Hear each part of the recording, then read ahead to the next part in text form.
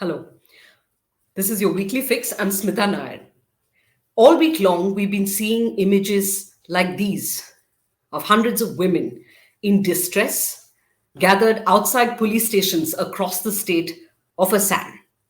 Their lives upended by a decision of the state government to carry out arrests in cases of alleged child marriages going back several years.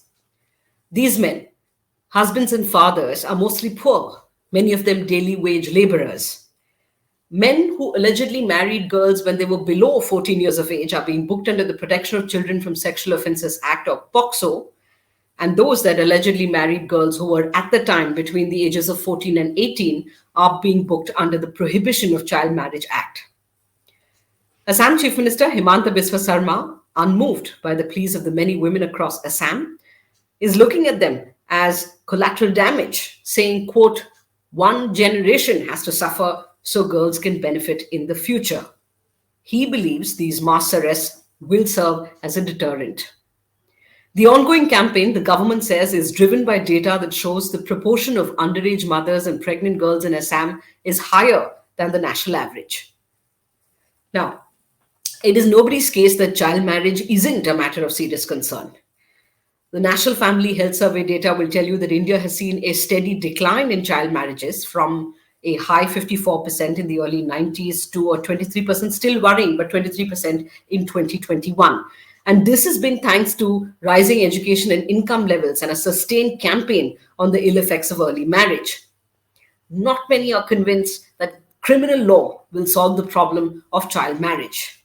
Some are also questioning if the law is being weaponized, in this case, to target certain communities.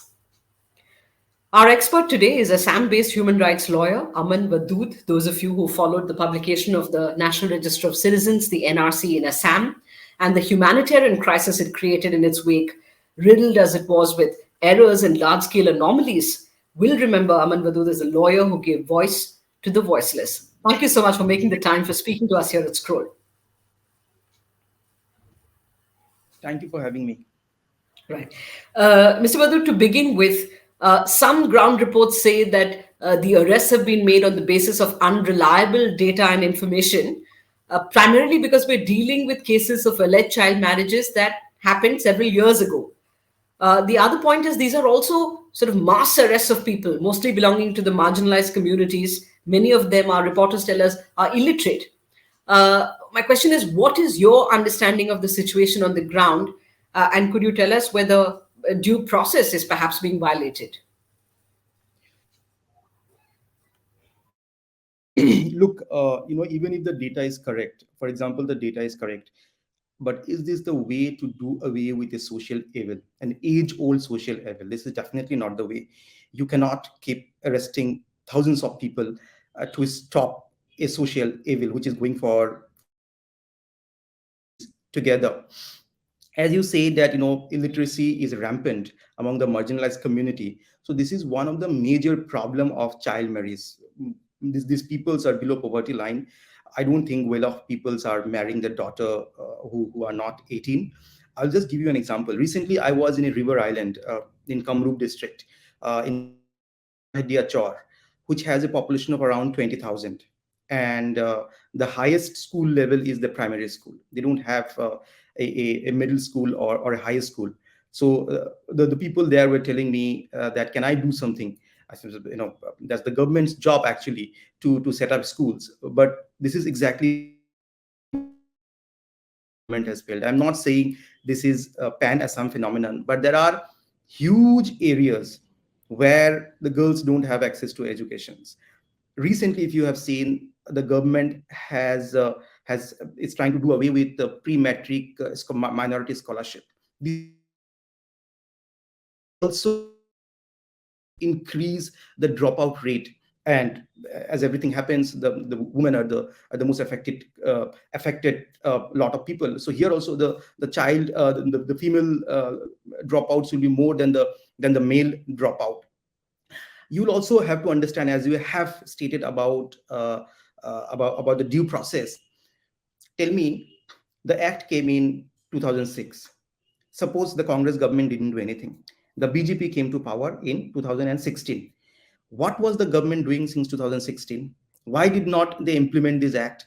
What did they appoint this the child marriage prohibition officer in every district? Did the Is the government doing enough to prohibit child marriage, to eradicate child marriage? Today, the Muslim community, mostly the Muslim community, the campaigns against child marriage.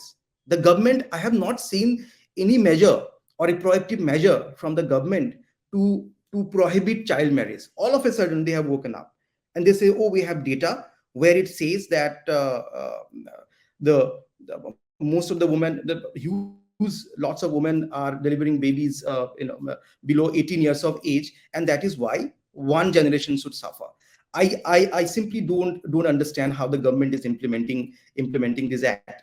Another point that vocabulary the honorable chief minister is using, he's calling illegal husband. Tell me how in a child marriage the husband become illegal. Section 6 says that the children born out of child marriage is legitimate. How can the husband become illegal then? Section 3, according to section 3, the marriage is not void, it's voidable. And an option of the either parties, they can either validate it or cancel it. It's not an illegal marriage. How can the husband become illegal? Look at the way it has been implemented. You are arresting thousands of people.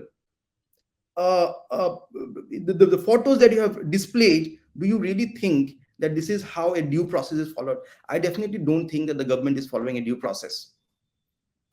Right. For the benefit of our viewers, what Mr. Wadud was referring to is that the Prohibition of Child Marriage Act states that the marriage itself is not void because it was a child marriage, as in it does not become void. It is voidable on the instance of either party. The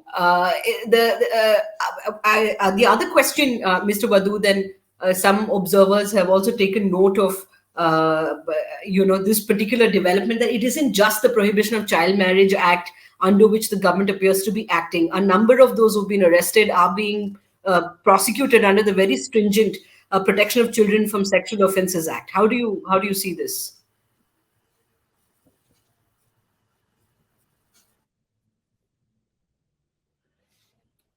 Did you mention about POXO?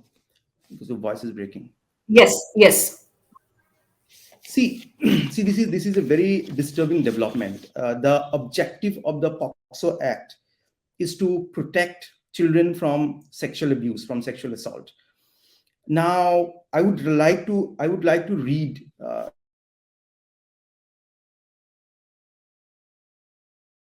relevant portion of judgment. This is the one of the Meghalaya High Court. This will clear why it is wrong to book this husband under POXO. So in this, the Meghalaya High Court in Taborlang Kurkulang versus State of Meghalaya in 2022 has stated that, and I read, though the POXO Act has been rightly enacted to safeguard children from sexual exploitation, but in peculiar fact and circumstances of the case of the petitioners herein, the rigors of the said act may not be applied to their case, and the converse would only result in breakdown of a happy family relationship and the possible consequences of the wife having take care of the baby with no support, physical or financial, from her husband, who may be languishing in jail. Does it sound similar? It definitely does. There's another two line from another judgment in Ranjit Rajbanshi versus State of West Bengal. This is again the Calcutta High Court. This says the POXO was rightly introduced to offer protection to innocent children from several offenses. However, a draconian interpretation of the provision therefore would merely convert it into a tool of abuse of the process of law instead of being protective shield against defenseless minors. Again, there is similarity in what is happening in Assam. The legislative intent was not to torment the husband and increase the misery of the wives and the children. That is exactly what is happening here. This is not the legislative intent. I think it is very much wrong to bring in the POXO here. And I'm not the only one who is of this opinion. But also recently, Justice Indira Banerjee have also stated that this law should be amended and definitely not charge anyone when there is the act of consensual sex. If the girl is above 16, then the POXO should not be brought in. But here, one, the family is not the informant. The family is not complaining. The third party is complaining, and there is no sexual assault here. I understand that according to the act, the consent is not valid if the girl is below 18. But then this is what the Calcutta High Court says. This is what the Meghalaya High Court says. This is what the honorable chief the judges of the Supreme Court says. So I sincerely believe that invoking POXO in these cases just to deny them bail will only increase the misery of children, misery of the wife, and misery of the family. And as you have displayed the picture, this exactly translating into those miseries. I mean, those picture is a testimony that invoking POXO is very much wrong. Right. Mr. Wadud, based on your experience of the last many years of representing the most marginalized people in your state, many of them on the verge of being rendered stateless, and of your sort of experience in negotiating the bureaucracy, can you give us, our viewers, a general idea of what the families of those thousands of men arrested would be dealing with right now? uh, I have dealt with many citizenship cases, and most of the people are poor. Here, most of the people who have been arrested, some 2,500 people have been arrested. I presume that most of the people will be below poverty line. How will they defend their cases before the court? Engaging a lawyer is not a easy job. You need a lot of to defend your case. Here, they will have to spend their lifetime earning. They will just sell their cattle or probably residential plot. It is for these people, this is like demonetization and lockdown put together, probably worse than this. At the end of the day, what are you achieving? You are only destroying their quality of life. Whatever is left will be gone. I don't see any sense in prosecuting people in this manner who are already poor.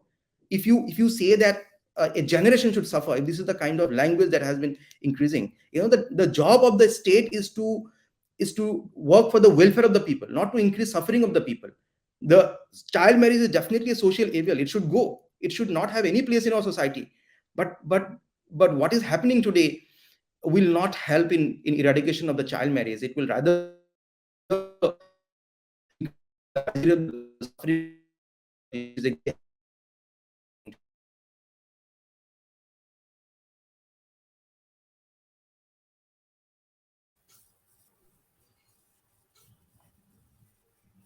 Yes.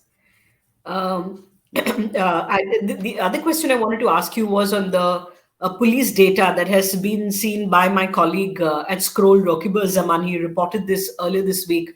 He says it shows that a high percentage of those arrests have taken place in districts that have a predominantly Muslim population.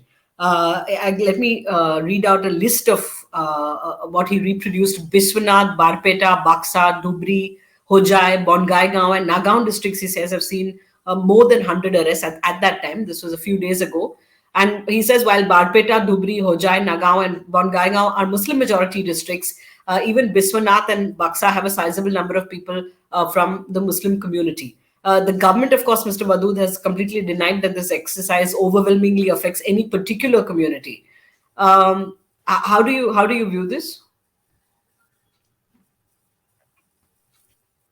a case that government's target is a particular community. But can this government take this defense? Definitely not. Look at the citizenship issue. Look at eviction. Those are politics. The encounters.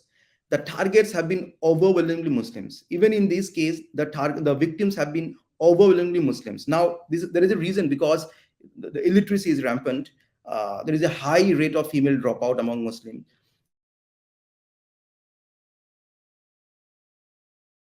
Number of Muslims are poor.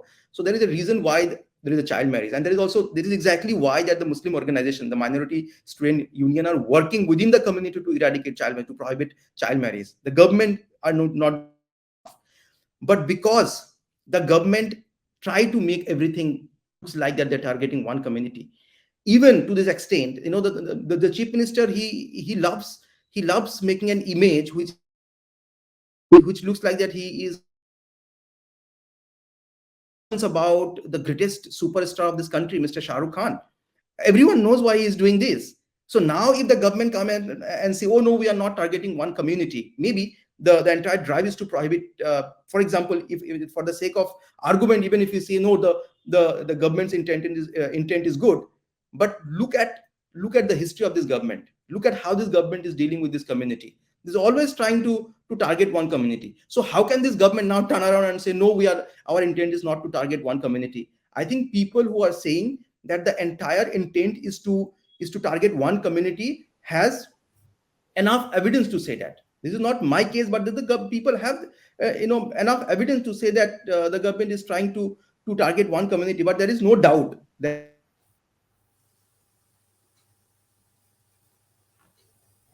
government is trying to target other